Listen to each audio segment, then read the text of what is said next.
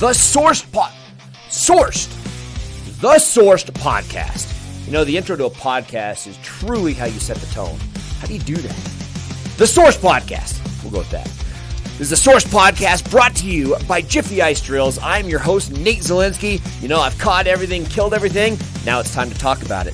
This is the truth, the stories, the true perspective, and most importantly, it's what the life is as a professional hunter and angler. Stay tuned. Welcome to the Source Podcast, guys. I'm your host, Nate Zelinsky. We're excited to be here. The Source Podcast is proudly brought to you by Jiffy Ice Drills. We're excited to have them as a partner, and hopefully you enjoy this podcast. We have got an amazing guest today in studio, somebody who has been with me my entire career and really a part of all the things that I've done, Mr. Will Dykstra. How you doing today? Good, Nate. How you doing, man? I'm good, man. So today is an exciting one, right?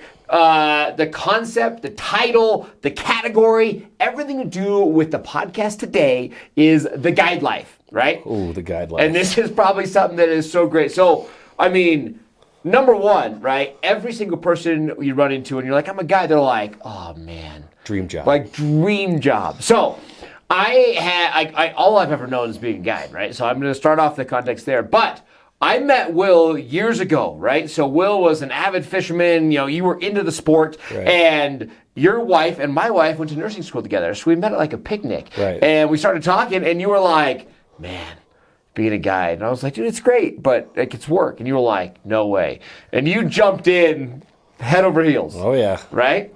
So as you get into it, you realize really quick it's a job. Now, I think it's an amazing job, right? I love my job. I think everything about it's amazing. But I don't think that any part of guiding, at least on a full-time level, is what you think it actually is. Oh, you could be more right. I mean, it's crazy what the guide life really is. And knowing, I jumped out of a full-time gig, we'll call it a safe job, right? Yep. You know, benefits, retirement, sleep. And but you know, because it's a passion, right? Yeah. And I wanted to be a fishing guide, and I'll be honest with you, I love it. It's to this day, I'll say it's the best job I've ever had. Yeah. I mean, the job I have now, I love.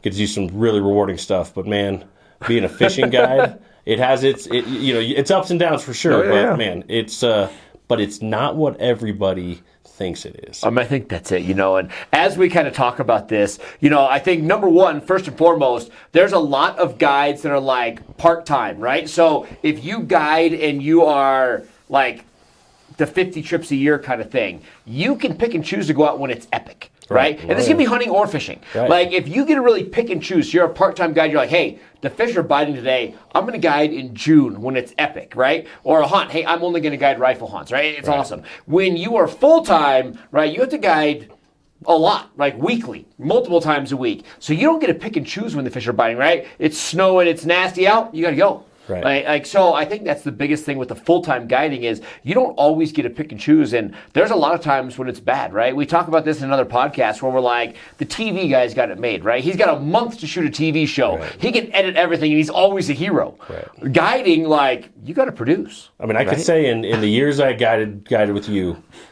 I canceled one trip because I knew it was going to be terrible. Yeah. And I canceled too late. The guy was like, no, we're still going. And it was the worst guided day I've ever had. But you're right. Like, you and I, we've done some stuff at these shows, and Jimmy Houston would not stop giving us crap. Oh, fishing guides always get paid. Well, we're not, like, as a tournament anglers, like, they're living the life, right? Oh, yeah. I mean, and I say that being on this side of the table, obviously. But the reality is being a fishing guide, it's a grind. A fishing or hunting guide. It doesn't matter what it is. I mean, it's a grind, and you are not in control of your living, really. I always say that, you know, like being a fishing guide, right? We can show up with everything. We got the boat, we got the gear, we got the knowledge. Like we have all the pieces of the puzzle to create success. But Mother Nature has a whole nother realm. So, I mean, it's one of those things, right? You can lead a horse to water, but you can't make him drink. There are a lot of times when, especially on the fishing side, like they're just not there. They're not eating. Like they're there and they are lockjawed up. And when you're 20, 30, 40 feet away, right, you cannot force feed a fish. It's just one of those things. Like hunting, we can go in their bedroom and we can get it done. They don't have a choice. But in the fishing side, like you can't force them to eat. And I always say to the average person, it's like, man, you got the dream job. I'm always like, you know what my job is? It's like having a computer job at a desk. And when you show up, you got like a 50-50 if your computer's going to turn on. Right. But that's what it is. Like, you can show up, you did your half, but Right. like, is the computer going to turn on? That's what the fish is. And on top of that, we've guided some amazingly talented anglers. Absolutely. And we've guided some anglers that when they take their first cast, you're like, oh, I got 6 hours of this. I mean, there's people that, and that's why they hired you, right? They hired a guy because they need help, they need education. But I mean, there's people that on certain techniques, like, you need some skill, and some days they don't have it. Yeah, there's no doubt about it. And it's funny, you and I remember we dug our heels in on being old school, right? Like, we didn't want to change when everything was changing. I remember the first thing as a fishing guy that came out, like, first mind with the forward-facing sonars is, this is going to be awesome. Yeah. But the reality is we had an excuse before. Yeah. You know, now if people see the fish on the screen and they're like, give me something, like, give me the blue one, because that's what I caught fish on when I was a kid, right? Yeah. You know, so technology actually kind of hurt the guide business in some aspects. But, I mean, I just remember needing to figure out how to, on a day-in and day-out basis, if fishing wasn't good, they still had to go home with something, right? Oh, yeah. And I got really caught up on the idea of the success of the guide trip being whether or not we caught fish. Yep. And if you do that, I don't think you're going to be successful. No. And I think that's, to this day, you've been the most successful guide with Tightline Outdoors, my business, the guide service, because of your entertainment value. You know, as we split from that, so many guides go into the concept of a guide trip is about the fish. And there's no doubt that's a priority, right? Catching numbers of fish, catching a big fish is a priority. But having an entertainment value, having education, if you can have education, you can provide knowledge that they can take and use by themselves, use forever, like, it's a win. If you can have a good time, right? Have the jokes, do all the stuff, and like, you win. And then if you catch fish, like, you do all those, and it is like a mega. But the only ones we can control is having a good time and like knowledge, right? Because we can't make the fish bite. If you can do 2 out of 3, you're doing pretty good. And that's where you excel, right? You can at least have them laughing and have a good time, you know, even if you can't get the fish to bite that day. Right, which happened a lot. And, you know, it's funny. I remember, again, jumping back to when I first started, I reimbursed a handful of trips. Yeah. You know, you come home. I know this has happened with you. Like, you can only reimburse so many trips before somebody else, the CFO at home, is like, well, what? Like, we still have to get something back from this, right? And I remember sitting down. I think I was sitting down with you and our good friend Jared Edwards.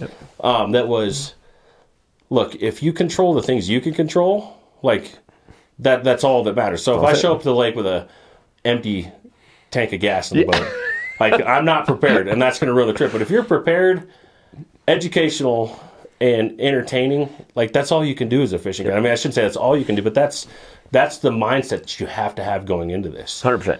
And that's what I think it is. Like, if you can control everything, like you just said exactly. So your equipment works good. You have the baits. You have all the stuff. Like, you can't make a bite. You provide everything else. And that's kind of, at the end of the day, that's what it is. And but again, I think the entertainment thing's fun. And, you know, looking back, I look at the stories and, I mean, all the things that happened, right? And the good and the bad. And you had, like, a style, right? When you went out with Will, you got Will Dykstra, right? And, I mean, it was fun because at first, your first 2-3 years, right, you were catering to everybody. You were, like, you molded into the trip that you were in. Towards the end, you were getting confident. Like, you were Will Dykstra. So I would, like, we'd have a team meeting, right, 6-7 guides for Tightline Outdoors. And I'd be like, hey, you know, we're professional. We're dressing nice. We're doing this. We're doing that. And I would, like, have the rundown of me as the owner, what I expected from the guides. And, I mean, like, the big one, it was a time of elections. And I'm like, hey, no matter what, like, no politics, no religion, like, we're just going to have a good day on the water. And, I mean, I swear, the next day, we're launching our boats. There's 3 of us right at the boat dock, 3 guides for Tightline, me and 2 other guides. And Will's, like, in the middle of us. And, like, literally push off right to customers. He's like, hey, who are you guys voting for in the next election? And they would say something. He's like, oh, what, you're not Christian? Well, and I'm like, that went right out the window. Yeah, well, you know, like, it's my boat, it's my platform, like. And people would be against it, but you would win them over. Like, at the end of the day, you're like, well, I'm going to go to church with that guy next week.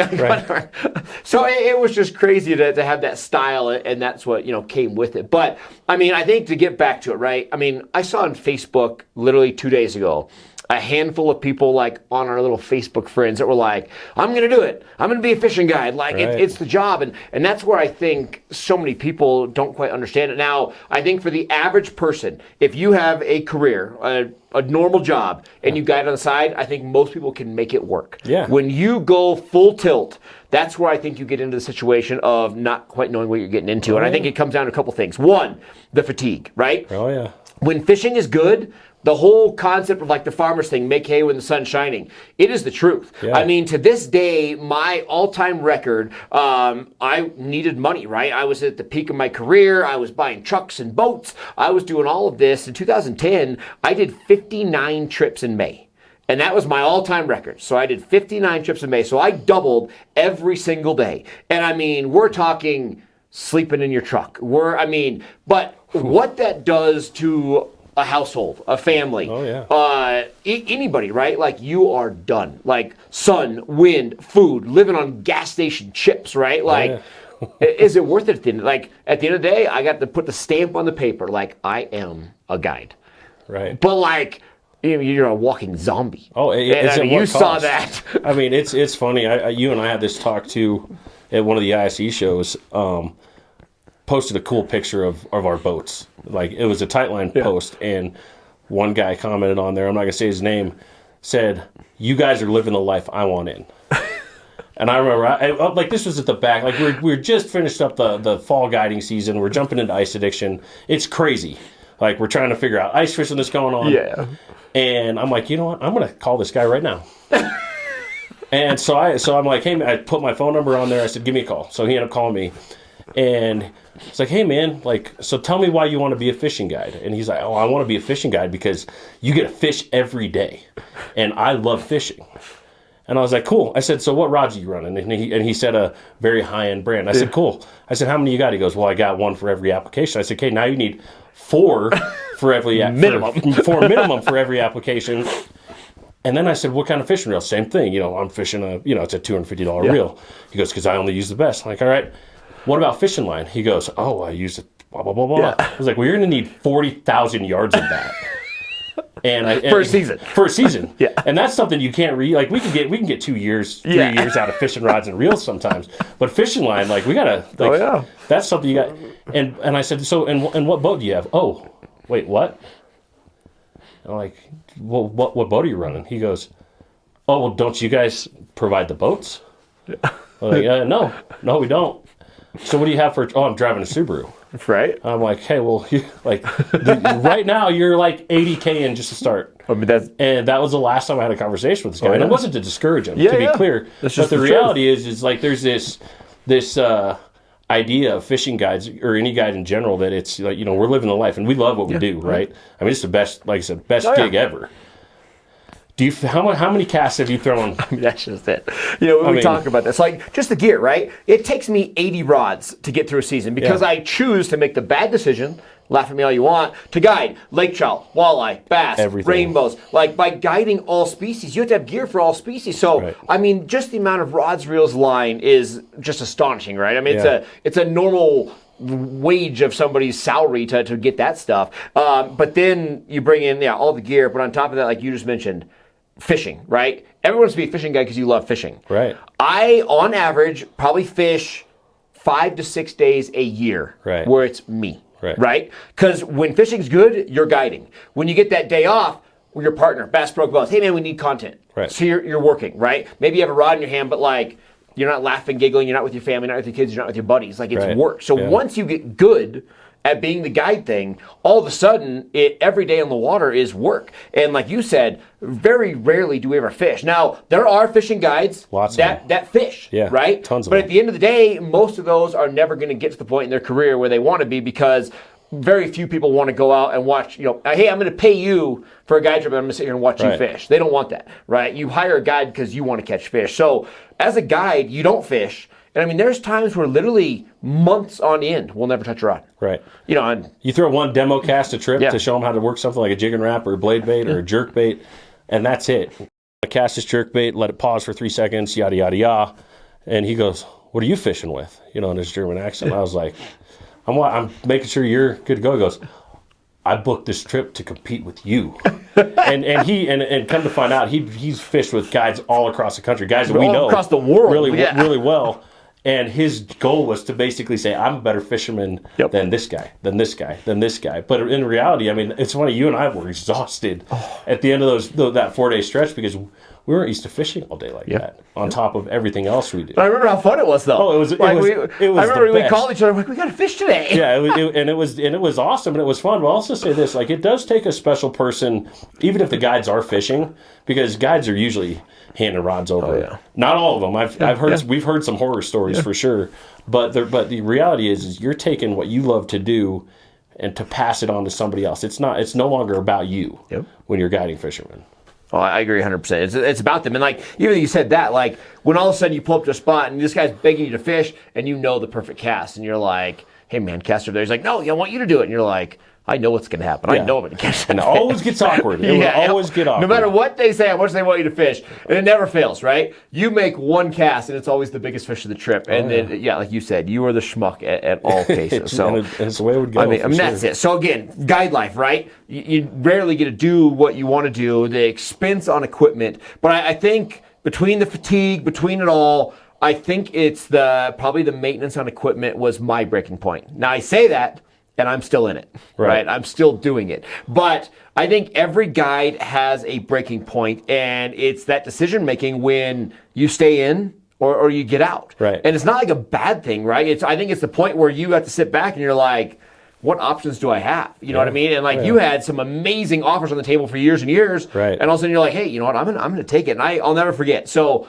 like you said, can't drive the small car. So I have a diesel pickup. I'm putting 80, 90,000 miles a year on it, right? Oh, yeah. Like maintenance isn't a thing. Right. Right? I mean, you drive until something breaks down, then you fix it, and then you keep going. So there's just no time for maintenance when you're guiding 7 days a week. And in about that era when I'm guiding, 50 trips a month kind of thing, I lost a bearing on my trailer, right? So I'm driving to the lake, lose a bearing on the trailer, and I'm like, I got a guide. So I'm on this dirt road in South Park, Colorado. So I get out and I'm like, what do I got to do here? So bearing's gone, tires out in the field. So I take my jack and I jack my axle on my left side all the way to the frame.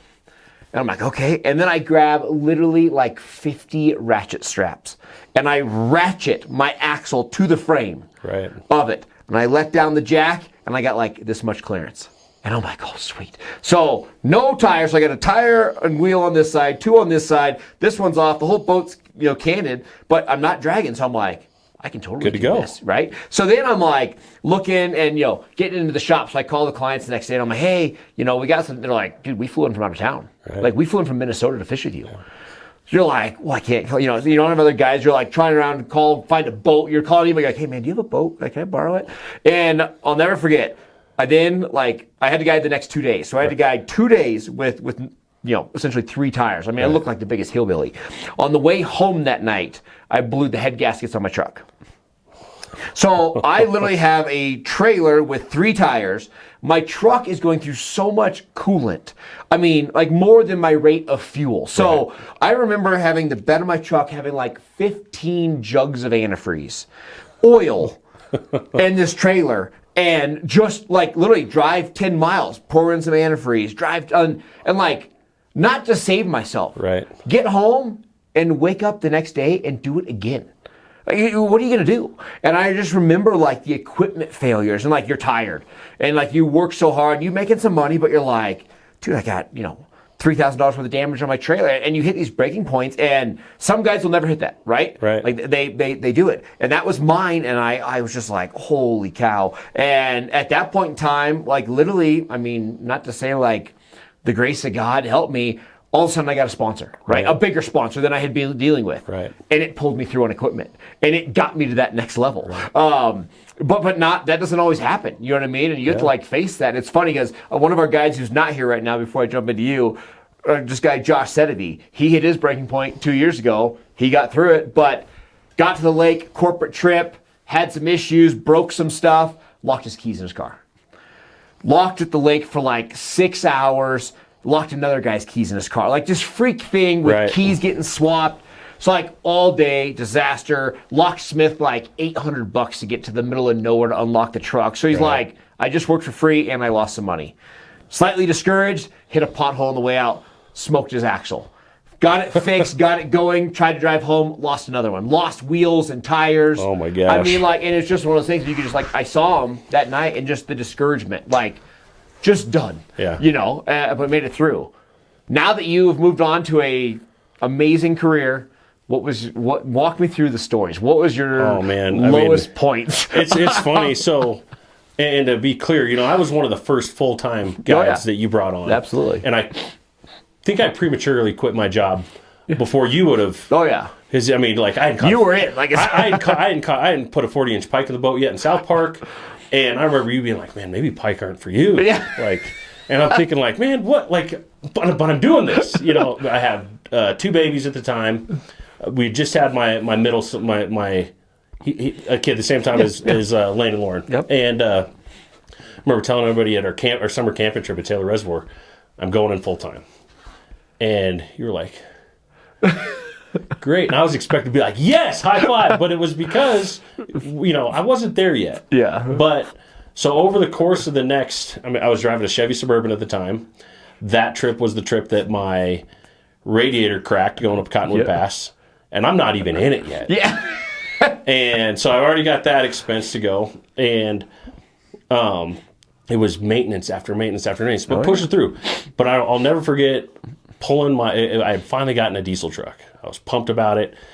Like 4th trip with it, my alternator goes out. Yeah. On Highway 24. And this is all part of this isn't the breaking point. This is just like, you know, the stuff that starts piling up. And I didn't know everybody, like I was a work in progress for you. Yeah. Anybody that knows me, I'm as handy as an elephant when it comes to like mechanical stuff. And I couldn't figure out that I didn't know it was my alternator. I just thought I had a dead battery. So I'm stuck on the highway in the dark, 2-lane highway.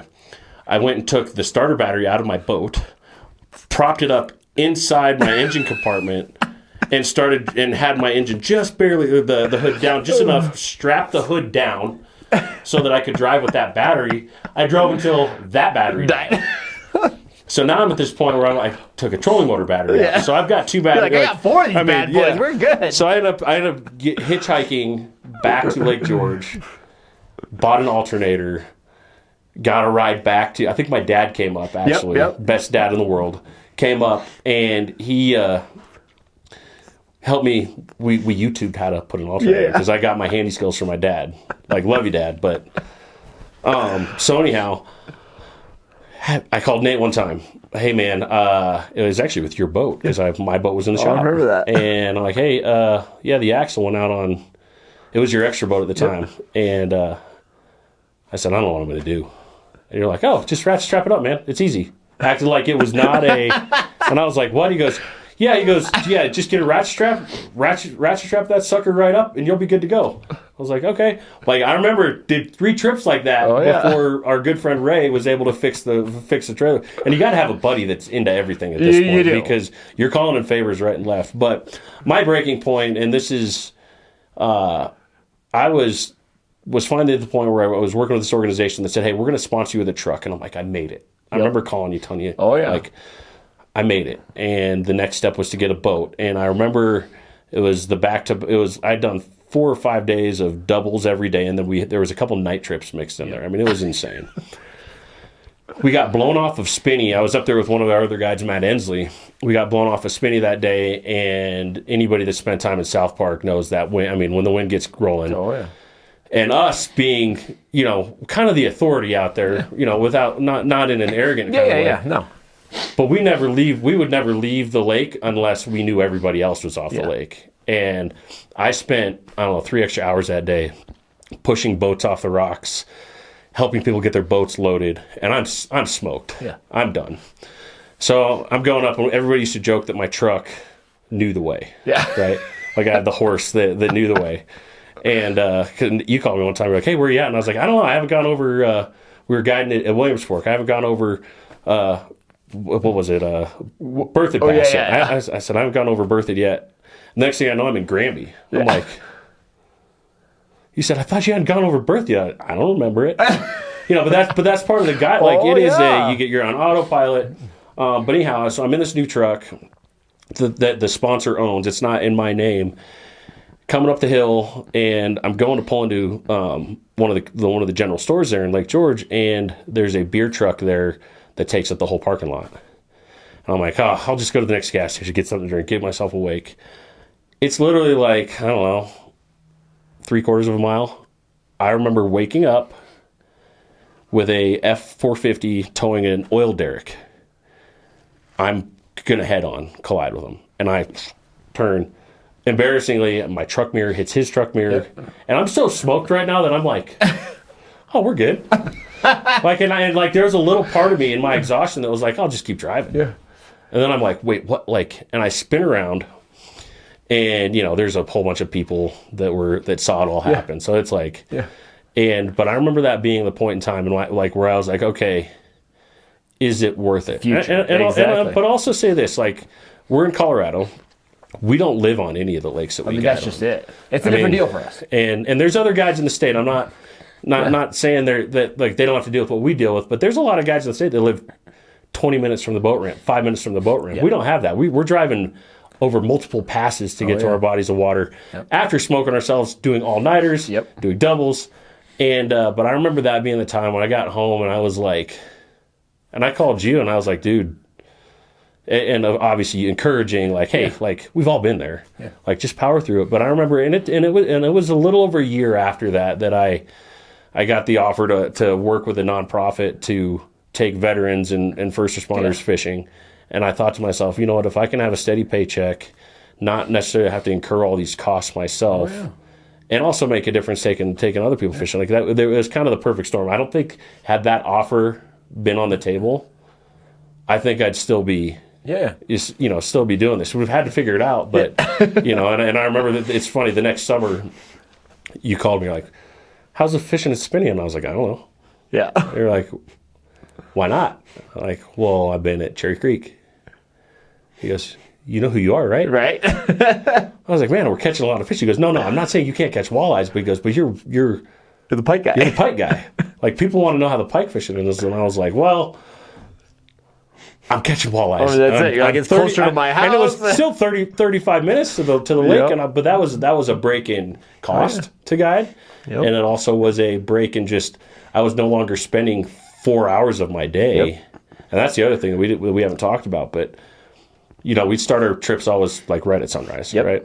So most people, and I learned this early on, like, okay, we're gonna start fishing at 6. If I get to the lake 5:35, we're good. And I remember you saying, like, you called me when we were fishing the same lake one day. You're like, "Where you at?" And I was like, "Just leaving my house." Yeah. Like, "Where are you?" You're like, "Well, I'm waiting at the gate at Spinney." I was like, "I know something. Do you know something I don't know?" But I learned early, like, you have to plan for 2+ hours before your trip starts because of ratchet strapping your axle to your trailer, or truck issues. I mean, I totaled my truck hitting an elk. Yep. When I borrowed your boat. Exactly, my new sponsor boat.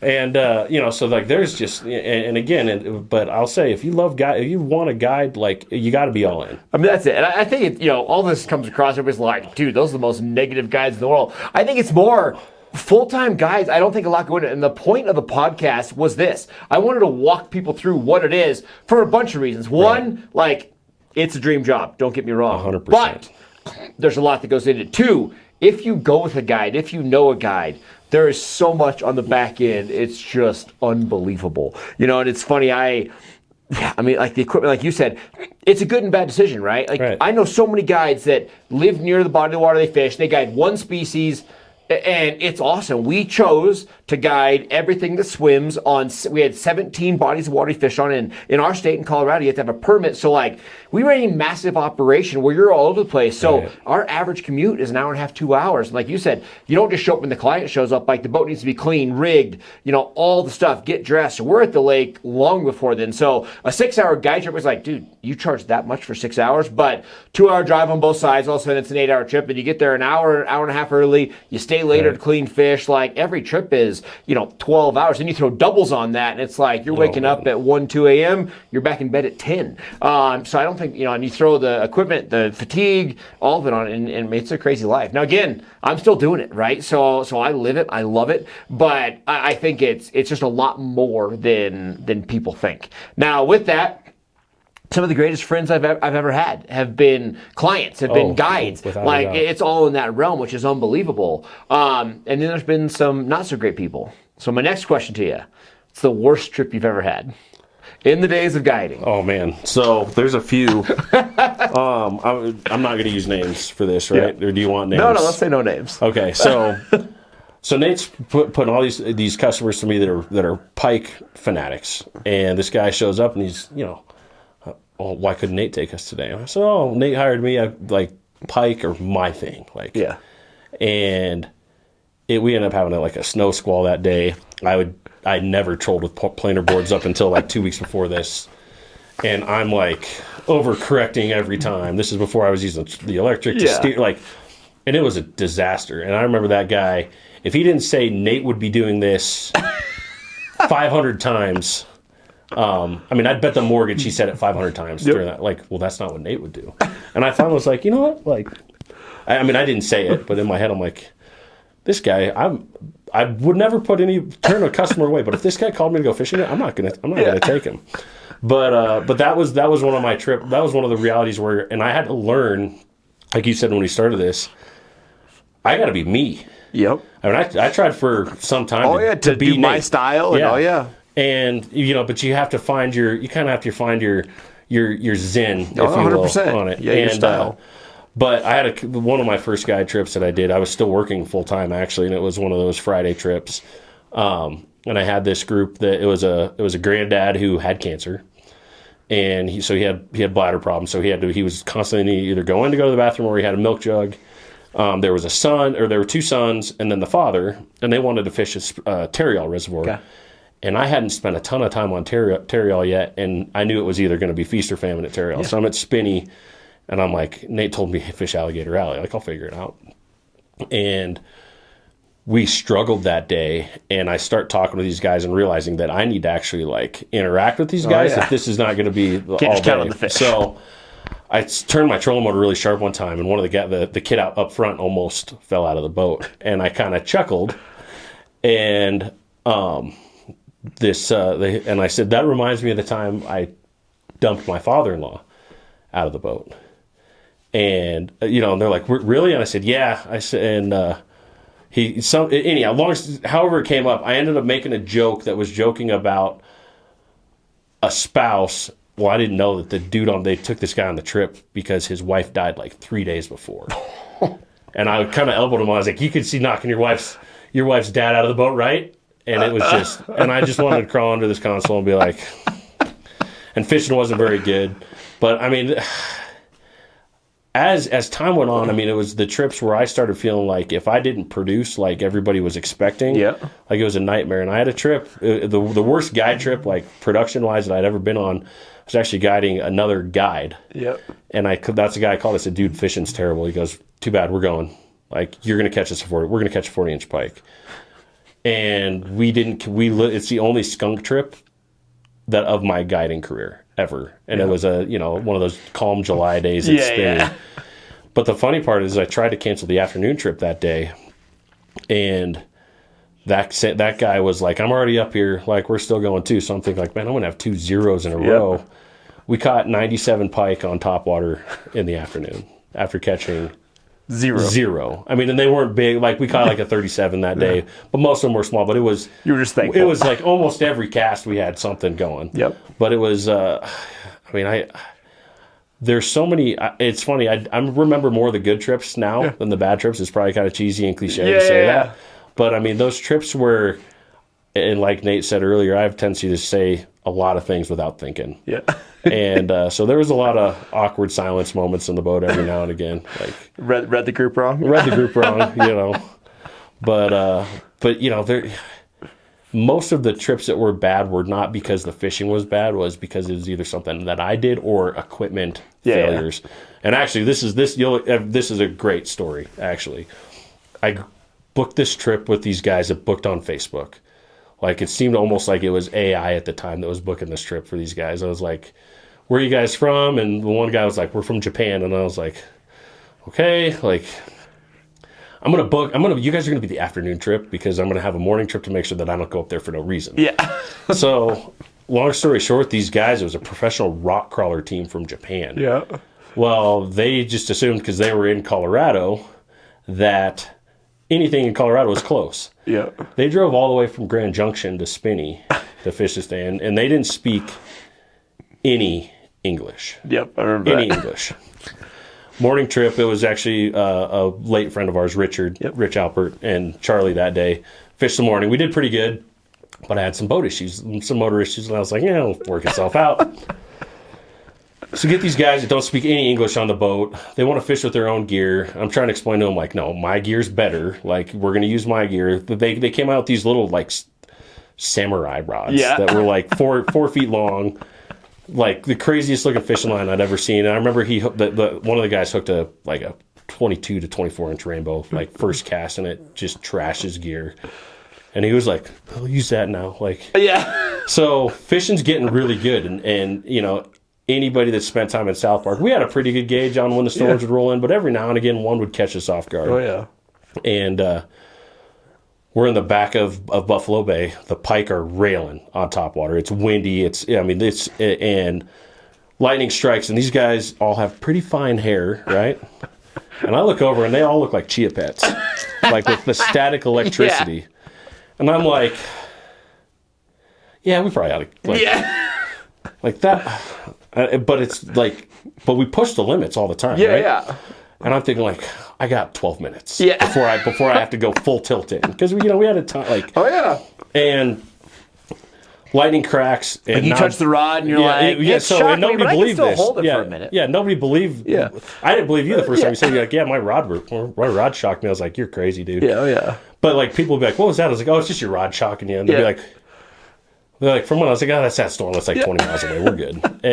But anyhow, so now we're at the point where, I mean, there's electrical shocks like 6 to 8 inches long between these guys' hands. And like, it looked like something in a movie. And I'm like, all right, let's go. So I'll sit down to go full throttle. Motor goes into lit mode. And the wind is blowing from the north, or I guess northeast, right towards me. Not in your favor. Not in my favor. I got a 9.9 kicker that I get fired up that's like shockingly started. Yeah.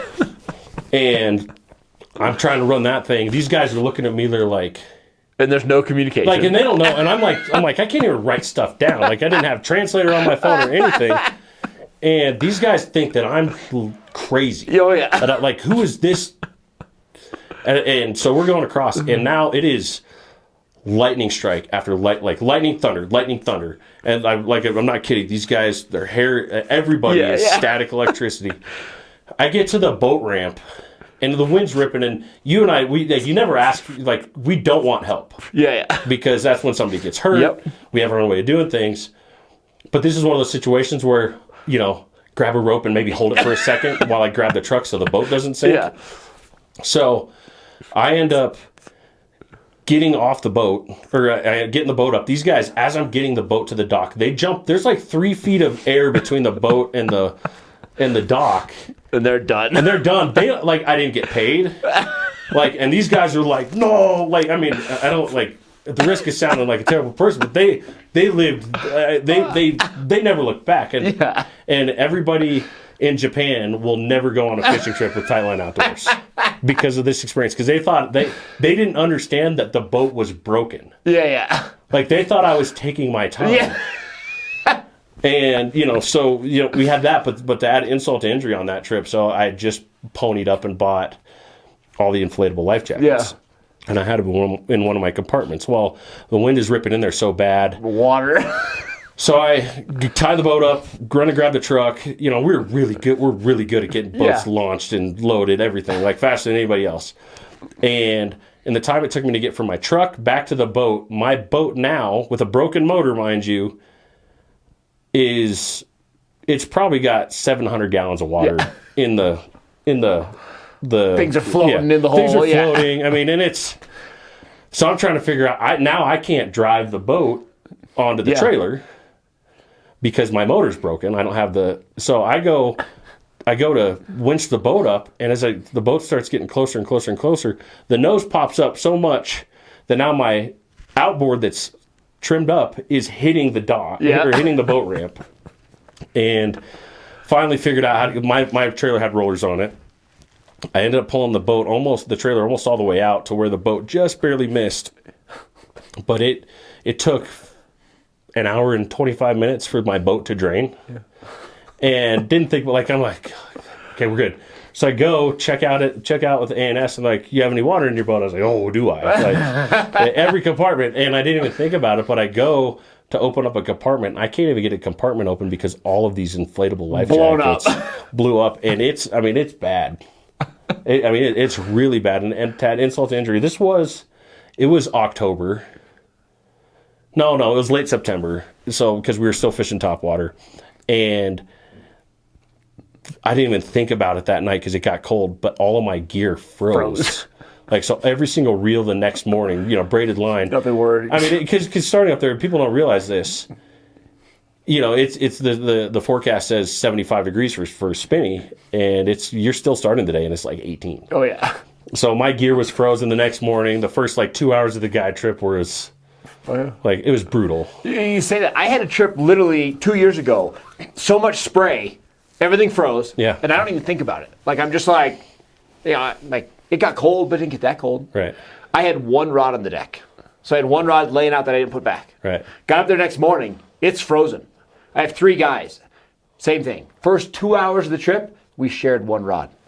I'm just scooping water and pouring it all over the deck of my boat, trying to melt the ice, making it worse. Right. And 3 guys taking one rod, take a cast, pass it on. Yeah. While I'm waiting for my rod locker to open up. Oh, yeah. You break it open, and all the stories, the guide life, right? And that's just what it is, We're going to wrap it up with one last story. So we go on for the next 9 hours with stories. There's a lot of them. There's a lot. Past. My first and almost last total non-English trip, right? And I don't, obviously I don't speak any other languages, signing, whatever. So I have a group of guys that don't speak any English that came out. They were from Mexico, and they're super excited to ice fish, right? And we usually don't start our trips until we have 6 inches of ice. That's the rule of thumb. We had a hard freeze and amazing ice. So we're on a little thinner than that. And I'm at this lake where in Antero Reservoir. We have to walk a mile, and everything is done via phone. So they're texting hey man, we're excited to meet you, So we have no communication. So we make this trek and the wind comes up and it's howling, right? And it's always howling, but it's windy. And it's getting to the point where it's next level. And I'm this is getting weird. And the ice is starting to shift. And all of a sudden we got underwater waves. So if you put enough pressure on ice, crazy enough, you'll get underwater waves. And normally at that 4, 5, 6 inches mark, you're pretty safe. Right. My ice turtlebacked, so it just shatters. So we call it quits. It's the point where it's you can't even sit there. It's like a hurricane, 80-mile-an-hour wind. So we got to walk back. We start walking, and it's there's cracks every 100 feet. And as you walk them, they're sinking. So you got to walk fast and jump across. Right. So, and it's the point where we have a mile hike through this ice. And I'm looking at these guys, and I can't talk to them. I can't be so I'm go faster. And they're looking at me I'm I'm thinking in my head, how do you say go faster? You know what I mean? I'm is it speed up? What's the symbol for go fast? So I'm I finally stop. I'm we're on ice that's sinking. And I write on my phone, I'm we need to go fast. Right. So then they want to start going. I'm no, we can't go straight. So we have to walk 100 yards this way, cross the patch ice, walk 100 yards this way. And I at one point about halfway, we're doing fine. I look back and they are now the fear is so high that they're praying, they're doing all, and then they want to group together. I'm you have to separate, and they're I'm we can't be together. I'm we got to space that, and there's just no communication. So then I got to walk up to them, and as we're sinking, and I'm hey, we got all focus, and but the guide life. That's the guide the life. job. Absolutely. Right. That's why you did it, though. That's why I did it. And again, like, moral of the story, I'm still in it. I still love it. I still do it. But 25 years, we could do 400 podcasts on stories, the things we've seen, the things we've done, the embarrassing moments. But, I would say, out of it all, last question, the fatigue, the equipment, the failure, just everything, the cost, the breakdowns, what's the biggest one thing that you like the most about it? What's the worst part about it? Just the worst part about it, like we said, was the fatigue and the unknowns. Okay. I always tell people, if I would have, you and I talked about this, if I would have started before marriage, before kids, Yep. it might have been different. The trajectory might have been different. Absolutely. And I'll say this, you told me flat out, your career is on, like, you're skyrocketing quick, like faster than you anticipated to go. So it was, the fatigue and the unknowns and the, finally my life flashing before my eyes. And, and there's more of that, the truck mirror story that we'll maybe cover in another one. But I will say this, it took that long for me to break down after all of the stuff. Oh, yeah. Because I loved it. Yep. And the reason, and I'll say this, in most fishing guides, you can tell, guides in general, there's a passion, and we love doing this. So that's why we do it. It's not because we want the credit. It's not because we're, looking for something to lift us up. That's what we do, and that's why we do it. And I wouldn't go back and change anything, because I say this all the time, not in an arrogant way. I've caught a lot of fish, but seeing other people catch fish, there's nothing like it. Especially when, like, you are their hero in that moment. Oh, yeah. So that's what I love the most. And that's for me, it was figuring it out. Like, it's not about the big fish. It's figuring out when others can't. Right. You have an unknown, and every day is different. There's our good friend and writer, David Harrison, he came into the fishing world as an engineer, and he came in as a writer. And he's like, hey, I'm going to figure out this fishing thing. And we went out, and he was like, hey, man, water's 75 degrees, air's 62, like, what do we use? And I'm like, well, I don't know. And he goes, well, no. Like, there's a thing, right? Right. Like, this temperature, it equals this bait. Right. And I'm like, dude, it's not like that. And it's the unknown, and figuring out the unknown every day is what my drive is to kind of get me there. And at the end of the day, like, there's a movie, right? It's called The Perfect Storm. So it's a sword boat movie. They catch fish. In one part of the movie, he's like, you're a sword boat captain. And it's like, it hits. And that's it. Like, at the end of the day, so many guides come and go, so many things that, like, being a successful guide, which you were. Right. Being, like, there's nothing like it. To be able to have that stamp, like, I did it. So, anyway, guys, the guide life, the amazing Will Dykstra joining us today. That's the Source Podcast. Hopefully you enjoyed this one about the guide life. Again, the Source Podcast is proudly brought to you by Jiffy Ice Drills. Hopefully that gave you a little insight on the entire concepts of the guide life, what it's like to be a full-time guide, the stories, and everything goes with it. Hope you enjoyed that.